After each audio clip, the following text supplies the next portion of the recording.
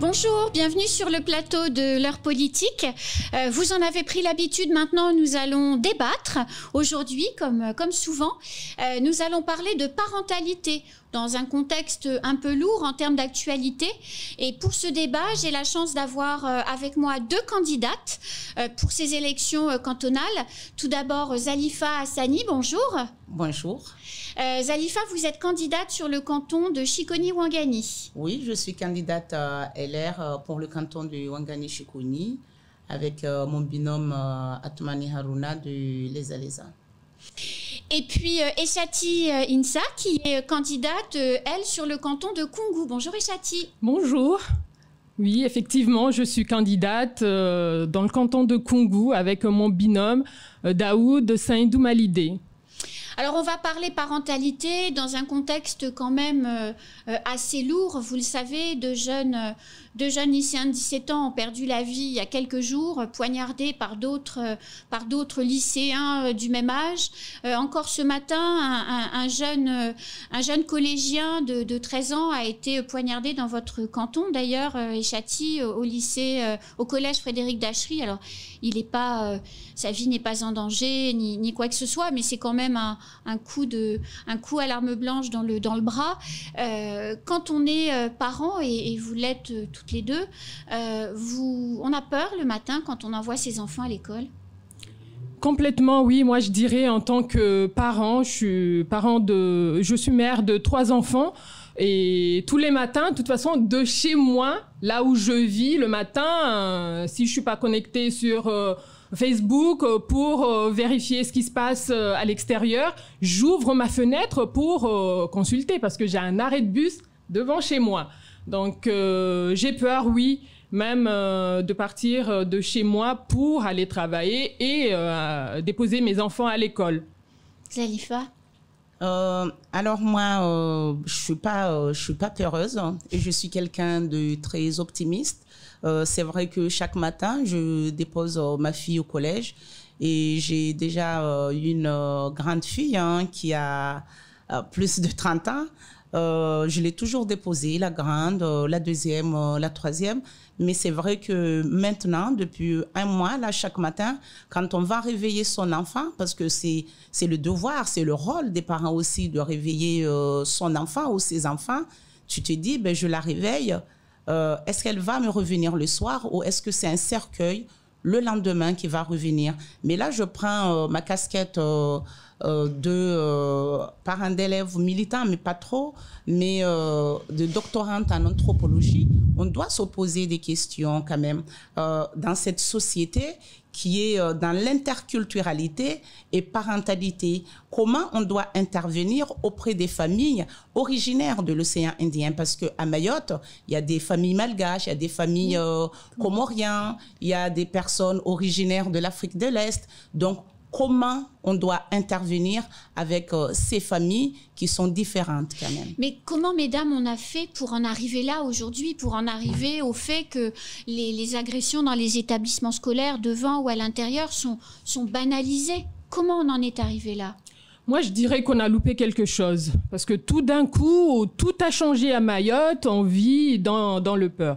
Quand je dis que j'ai peur parce que je ne sais pas comment sortir, comment revenir. C'est justement pour ça que je me suis engagée, parce que j'ai constaté que ces jeunes, après, je dirais qu'il y en a qui sont, on peut pas les rattraper, mais il y en a qu'on peut récupérer quand même. Je pense que lorsqu'on met les dispositifs nécessaires, notamment l'accompagnement de ces enfants, de ces jeunes, l'accompagnement des parents, je pense qu'on pourrait quand même récupérer. Alors comment on s'y prend justement? Là, il y a beaucoup de réflexions, beaucoup de marches blanches, tout le monde dit qu'il en a marre. C'est logique, mais si vous êtes élus, mesdames, vous allez avoir à la main quand même, à votre main, l'aide sociale à l'enfance. Comment est-ce qu'on s'y prend pour tenter de remédier à ce problème d'insécurité et d'ultra-violence d'une partie de la jeunesse? Zalifa. Mais tout le monde sait que la problématique de l'insécurité à Mayotte et de cette violence extrême vient de l'éducation des enfants. Il faut qu'on arrête de se voiler la face. La première structure de socialisation, c'est la famille. l'enfant est né dans une famille, dans un foyer. Après, ici, comme je vous ai dit, on est dans l'interculturalité, on est dans l'océan Indien qui a sa culture, sa façon d'éduquer et de voir les choses. Après, chez nous, ici, pour éduquer un enfant, il n'y a pas que les parents biologiques. Il y a aussi la famille élargie. Si les parents, à un moment, sont dépassés, on fait appel à l'oncle, à la tante, aux grands-parents, aux fundis. Mais seulement les parents, dans notre société, ils ne peuvent pas.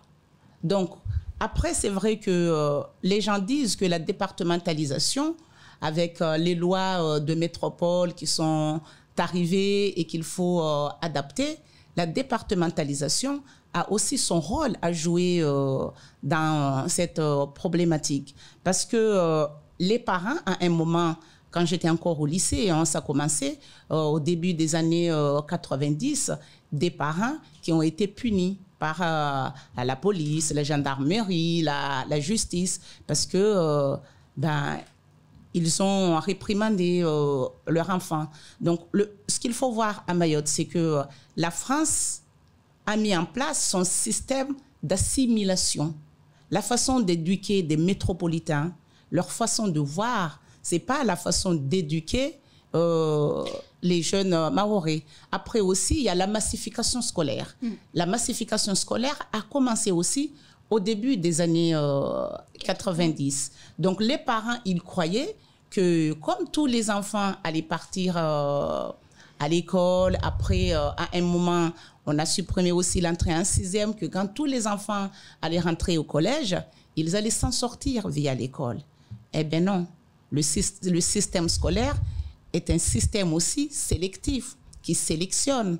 Donc, à un moment ou un autre, avant la sélection, c'était en CM2. Après, c'est devenu en troisième. Maintenant, c'est au lycée ou même à l'université. Donc, il y a ce système d'assimilation qui est arrivé à Mayotte et les parents ne savent plus comment faire et quelle culture choisir, la culture mahoraise de l'océan Indien ou la culture métropolitaine qui n'est pas la leur et qu'ils ne maîtrisent pas. Mais alors, il y a quand même il y aurait entre 3 et 5 000 mineurs isolés, c'est-à-dire sans adultes référents. Et Chati, on fait comment avec toute cette jeunesse? C'est énorme, 3 à 5 000 enfants. Justement, je disais que l'enfant doit être accompagné par le foyer familial. Tout commence par là. C'est un lieu de conservation des ressources, des coutumes, d'expériences. C'est un lieu de transmission des valeurs qui structurent une communauté. Donc, pour moi, les enfants mineurs isolés, on a bien sûr l'ASE, on a des enfants... ASE, aide sociale à l'enfance. Oui, l'aide sociale à l'enfance, qui est un service du conseil départemental. Mais je pense aussi qu'il n'y a pas que ce service-là. On a aussi la PJJ pour les enfants qui vont au-delà de... Enfin, qui font des délits, qui font... Donc, il y a aussi ça. Mais je pense qu'avant d'aller jusqu'à là, c'est l'accompagnement des parents, de ces foyers et mettre en place des structures pour justement occuper ces enfants. Parce que moi, je pense que les enfants, notamment dans mon canton, ne sont pas suffisamment occupés. On a des enfants qui ne sont pas scolarisés. Dans mon village, pour prendre un exemple, on n'a pas à la maternelle, c'est à partir de la moyenne section. Donc, un enfant qui a l'âge d'être scolarisé, qui n'est pas scolarisé, qui se retrouve à tourner dans le quartier, se sent déjà tout de suite délaissé. Et pour moi, c'est le système, le système qui fait que, donc, je pense qu'il manque de structure pour pouvoir accompagner ces enfants. On peut en récupérer beaucoup. Zalifa, vous pensez quoi, vous, de l'âge de la scolarité? Est-ce que l'école peut tout d'abord? Moi, c'est ce que je dis, l'école ne peut pas tout. Le premier lieu de socialisation, je reviens, c'est la famille. Mais quand il n'y a pas de famille, 3 à 5 000 mineurs isolés. L'école ne peut pas tout. Même si l'école, l'éducation nationale, ici, nous fait croire qu'elle peut tout, mais elle ne peut pas tout à elle toute seule. L'éducation nationale a besoin de famille, je dis bien famille, au sens large du terme famille. Tous ces enfants qui viennent, à un moment, ces enfants sont envoyés. Ou ces enfants étaient ici avec leurs parents. Et puis quand les parents partent, je suis désolée, il y a d'autres adultes de la famille qui disent « tu laisses ton enfant, je veux m'en occuper ». Donc moi, tout simplement, ce que je dis, quand on s'engage à élever l'enfant de quelqu'un d'autre, de ta famille ou de ton ami, tu t'engages jusqu'au bout, comme quand tu élèves tes propres enfants. En théorie, oui. Voilà, par exemple, nous, un malgache de Madagascar ou un malgache de Mayotte, les gens de Porwani, il y a ce qu'on appelle filungua. Ça, c'est le lien familial, mais par amitié. Tu peux élever les enfants de ton ami, de ta voisine, de ton voisin. Donc, ces enfants qu'on voit ici, parce qu'il arrive quelque chose à ces enfants, il y a un adulte qui se pointe. Hein. Il y a toujours un adulte qui se pointe. Donc moi, aujourd'hui, c'est juste de dire à ces personnes qui se sont engagées de ne pas abandonner l'enfant d'autrui, parce que si on abandonne un enfant, je suis désolée, cet enfant va devenir un délinquant. En philosophie de l'éducation, on dit la différence entre l'homme et l'animal, c'est l'éducation. L'homme qui n'est pas éduqué, il devient un animal. Mais on fait comment quand ce lien familial est en train de se rompre, voire est rompu, quand quelquefois les enfants sont difficiles et que les parents sont dépassés? On fait comment, Eshati? Je pense que l'État aussi doit prendre sa part de responsabilité. Au niveau local, il y a effectivement les mairies, il y a le conseil départemental, mais je pense que il y a une part de responsabilité de l'État qui doit être engagée et donner les moyens pour que ces enfants-là qui ne sont pas... Parce que, bien sûr, il y a des familles d'accueil, mais actuellement, on constate que beaucoup d'enfants qui sont dans ces familles d'accueil, on les retrouve dans les rues. C'est ces mêmes enfants qui sont dans ces familles d'accueil qui se retrouvent dans ces difficultés. Donc, je pense qu'il faut réorganiser et voir. Je pense qu'il n'y a pas suffisamment de familles d'accueil et accompagner ces familles d'accueil. Parce que c'est bien beau de leur demander de s'occuper de ces enfants, mais en parallèle, il faut aussi leur donner les moyens. Alors, comment on travaille sur la parentalité quand il y a des parents qui sont en grande difficulté, voire qui ont démissionné? Comment on fait pour recréer le lien entre l'enfant, la cellule éducative, alors au sens élargi du terme, comme vous l'avez expliqué? Comment on fait pour recréer ce lien et qui doit s'en occuper? C'est le rôle du conseil départemental? Mais justement, quand vous avez dit comment on fait pour accompagner les parents en difficulté, oui. Actuellement, à Mayotte, il n'y a pas d'accompagnement à la parentalité dans le vrai sens du terme. Et c'est un problème, ça? C'est un problème, justement. Moi, personnellement, ça fait plus de 10 ans que je demande à la DJCCS de mettre en place l'accompagnement à la parentalité. Ça fait 15 ans. On me disait, « Ah, Zadifa, t'es pessimiste, c'est trop tôt. » Et c'est vrai que ça fait 3 ans, depuis que j'ai commencé ma thèse, que je crie parce que je travaille sur les relations famille-école et sur la parentalité. Donc, je crie partout, que ce soit à la préfecture, que ce soit aussi à la caisse de la sécurité sociale. Et là, alhamdoulilah, depuis l'année dernière, ils ont mis en place un appel d'offres à la sécurité sociale sur l'accompagnement à la parentalité. Et la DJCC a mis en place aussi un appel d'offres sur la mise en place d'une maison des familles et de la parentalité. Mais après, il faut voir, comme elle a dit tout à l'heure, parce que, par exemple, pour les enfants, il y a plein de familles d'accueil, que ce soit des familles d'accueil de l'ASE ou des familles d'accueil de la PJJ. Mais qu'est-ce qu'on fait de ces familles d'accueil? Est-ce que ces familles d'accueil ont été vraiment formées? Parce que ce qu'elle a dit, ces mêmes enfants qui ont été placés, et ce sont ces mêmes enfants qui posent problème dans les établissements scolaires, dans les collèges et dans les lycées. Donc, il faut mettre en place un vrai accompagnement à la parentalité avec des vrais professionnels, en général les travailleurs sociaux, les sociologues, les anthropologues et pour Mayotte, les sociologues qui ont un DU de l'interculturalité, parce que c'est important l'interculturalité pour le territoire comme Mayotte. Alors, le préfet a parlé de supprimer le renouvellement de la carte de séjour pour les parents qui ne s'occupaient pas de leurs enfants. On a parlé aussi de supprimer des allocations. Vous en pensez quoi, Eshati? Vous êtes favorable à ça? Moi, je pense que la première chose, c'est pas de sanctionner. Je pense que l'accompagnement est plus important que de sanctionner ces personnes-là. Effectivement, il y a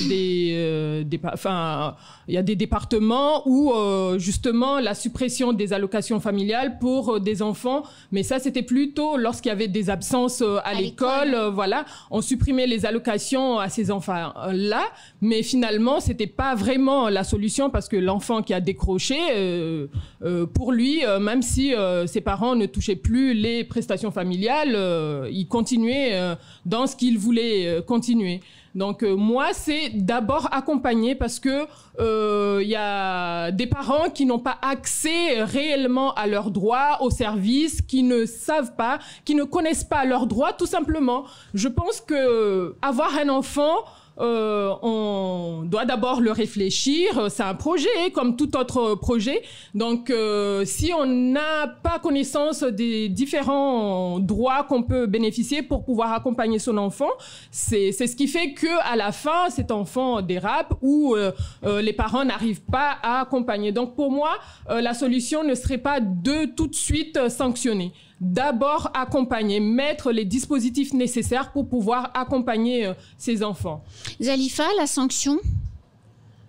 Moi, je ne suis pas trop pour la sanction. Il faut, avant de sanctionner, il faut faire de la prévention d'abord. Est-ce que avant d'en arriver là, retrait de carte de séjour ou pas de renouvellement de carte de séjour, est-ce que avant ça, il y a eu une prévention? Donc, je vous ai dit, il n'y a pas d'accompagnement à la parentalité à Mayotte. Oui. Donc, il faut que l'État mette en place un appel d'offres, subventionne les associations pour que quand il y a un parent qui est perdu, parce que moi, je ne suis pas d'accord que les parents se sont désengagés. Je ne suis pas d'accord que les parents sont démissionnaires.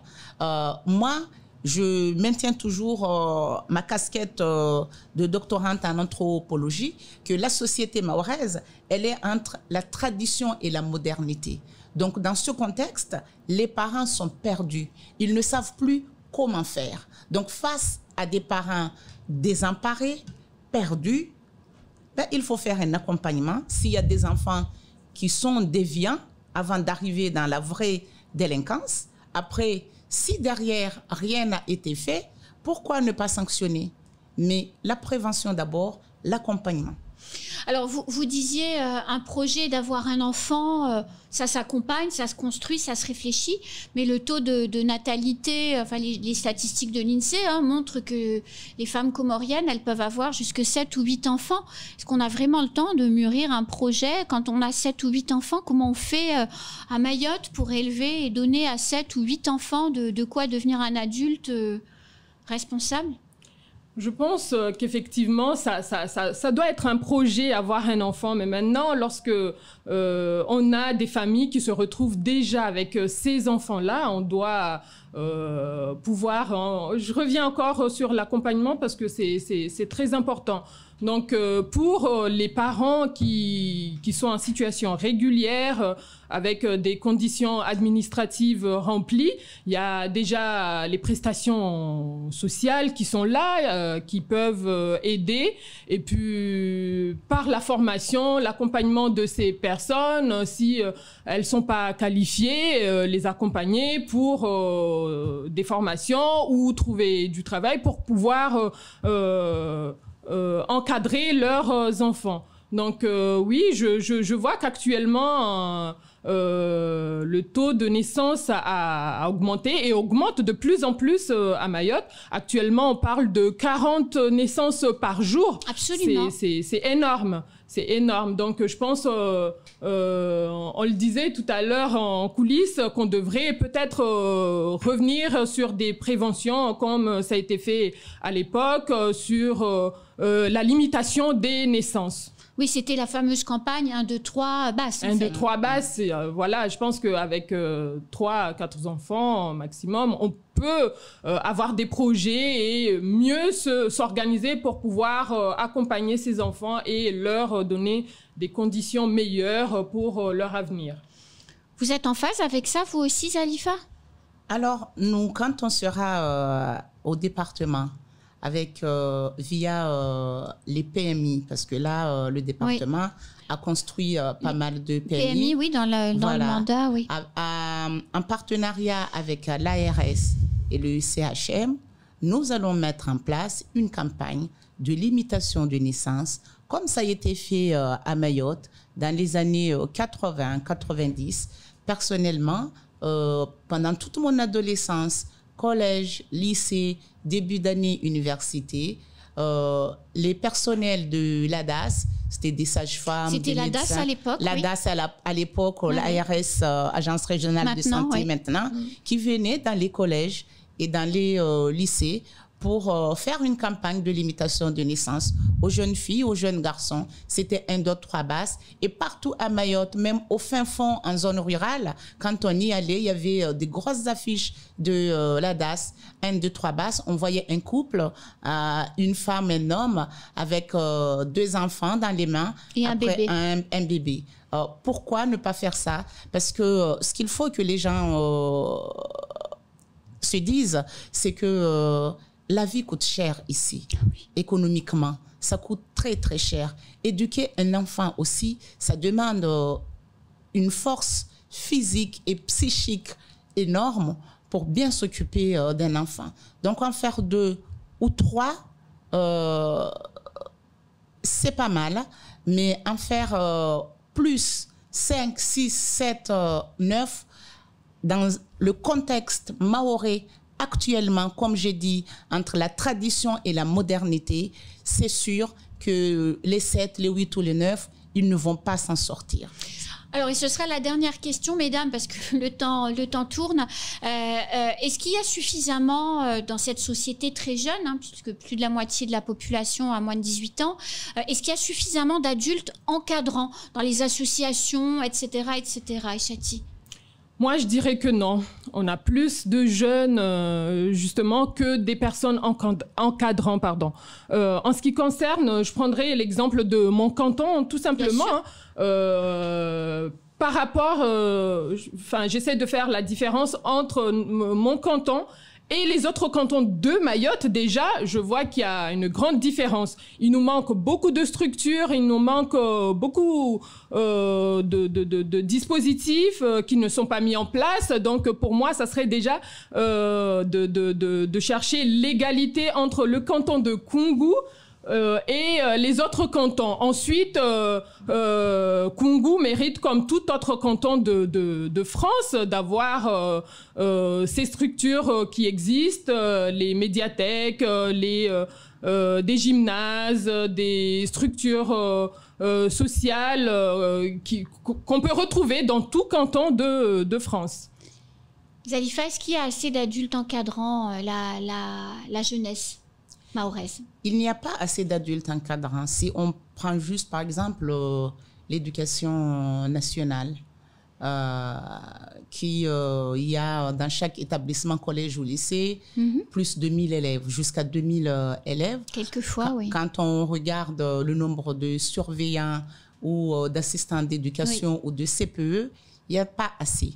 Donc, ce que nous demandons aujourd'hui, c'est qu'il faut aussi qu'il y ait des subventions, comme j'ai dit tout à l'heure, de la part de l'État, de la part du département, de la part des intercommunalités, mettre en place un appel d'offres pour les associations, pour que les associations puisse recruter des accompagnateurs, des médiateurs, des travailleurs sociaux, parce que l'école toute seule ne pourra pas. Il faut aussi les associations sportives, les associations culturelles, les fondis, les madrassas, comme disent les Africains, il faut tout un village pour éduquer un enfant.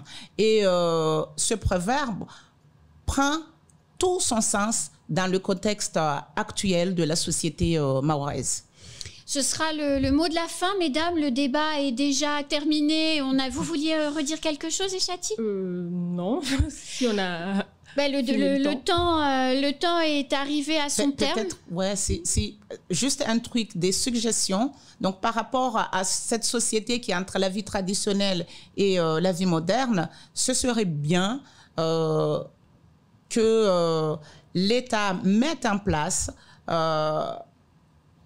une sorte d'éducation pour les parents, une école de la parentalité.